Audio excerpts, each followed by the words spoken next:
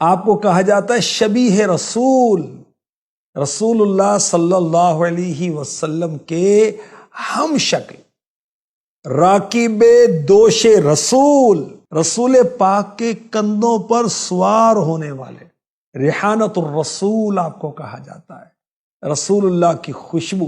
امام حسن مجتبی رضی اللہ عنہ، جن کا نام ہے حسن، 15 رمضان 3 ہجری کو مدینہ پاک میں پیدا ہوئے۔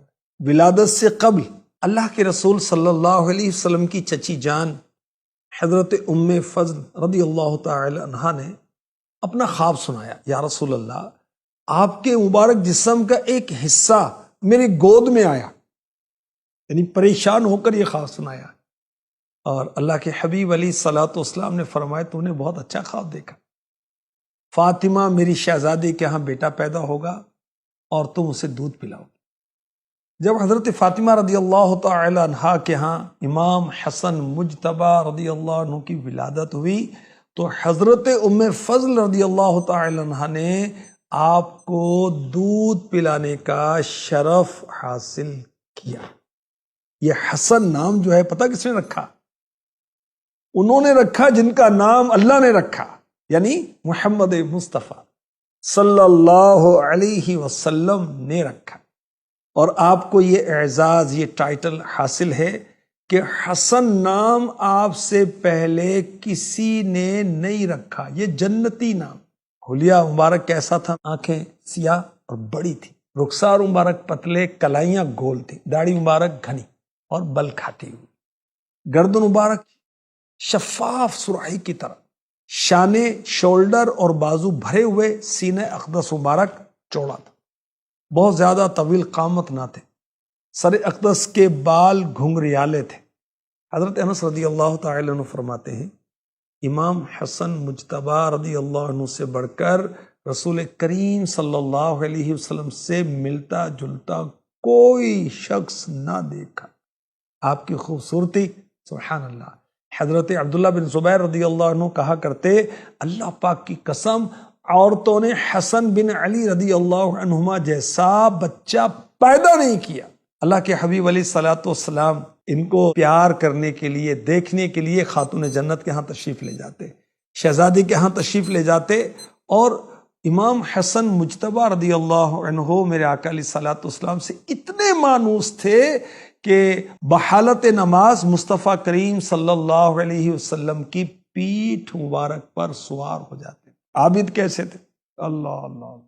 امام زین العابدین رضی اللہ عنہ فرماتے ہیں امام حسن مجتبی رضی اللہ تعالی عنہ اپنے دور کے بہت بڑے عابد و زاہد تھے، عبادت کے لیے کھڑے ہوتے جسم کانپ رہا ہوتا تھا، اور کسی بھی حالت میں اللہ کی یاد سے غافل نہیں ہوتے تھے، وضو کرتے تو جسم کانپتا تھا، چہرے کا رنگ زرد پڑ جاتا۔ جب پوچھا جاتا تو فرماتے ہر شخص پر لازم ہے رب کی بارگاہ میں کھڑا ہونے لگے تو رنگ زرد ہو جائے، جسم کانپ جائے۔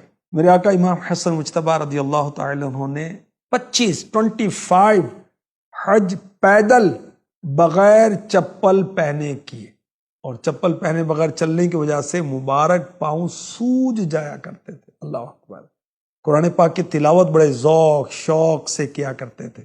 ہر رات امام حسن مجتبی رضی اللہ عنہ سورہ کہف کی تلاوت فرمایا کرتے، نماز فجر کے بعد تسبیحات پڑھا کرتے، اور قرآن پاک کی تلاوت بھی فرمایا کرتے۔ اور سخی کیسے تھے؟ مانگنے والے کے سوال کو آپ رد نہیں کرتے تھے، اور دوسروں کی ضرورت کو ترجیح دیتے تھے اپنی ضرورت پر، اسے کہتے ہیں ایثار۔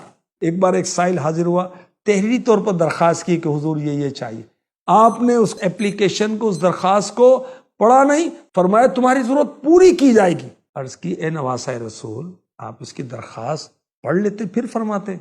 فرمایا جب تک میں اس کی درخواست پڑھتا وہ میرے سامنے ذلت کی حالت میں کھڑا رہتا، اگر اللہ پاک مجھ سے پوچھتا کہ تو نے سائل کو اتنی دیر کیوں کھڑا رکھا، کیوں ذلیل کیا، تمہیں کیا جواب دیتا؟